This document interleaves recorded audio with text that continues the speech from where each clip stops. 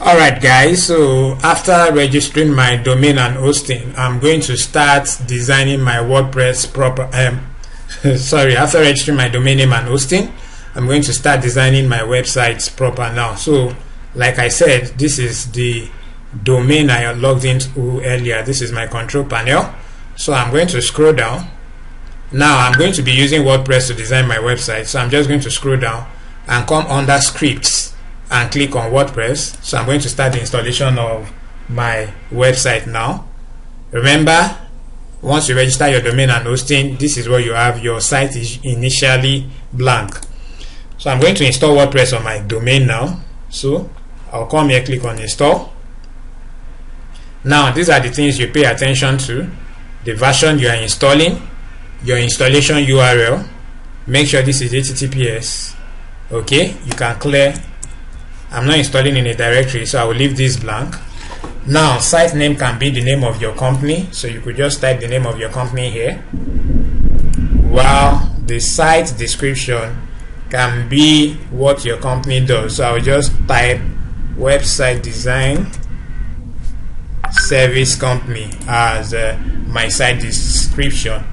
Now pay attention to this section where you have admin username and admin password. Now the admin username and admin password that you're going to get here is what you will use to access your WordPress backend. Okay, this is what you're going to use to access your WordPress backend, where your actual design is going to be done.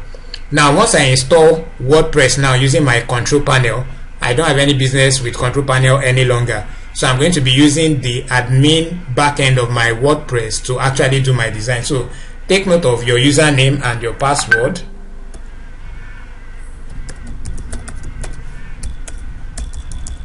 Okay, so that will be my username and password. You can put your valid email address, and then lastly just put a valid email address here.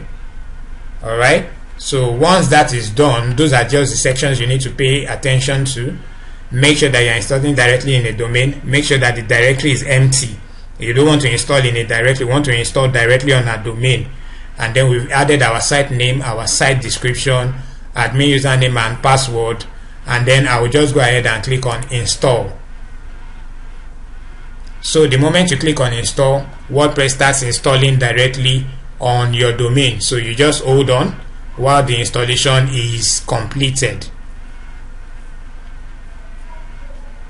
Alright, so once your installation is completed, you have congratulations, the software was installed successfully. That means there were no errors. The installation was perfectly done. Now it says that WordPress has been installed at childrenpartypacks.com.ng. I'll open that link. The admin URL, childrenpartypacks.com.ng/WordPress admin. So you can just copy this information and keep it in your notepad, because this is the front end that will be accessible to your users, and then this is the admin URL where you actually do the design of your website. So this is what my front end looks like, and this is what my back end looks like. So I no longer have this index of, if you look at it, this is childrenpartypacks.com.ng, and now this is what I have there. It's no longer blank.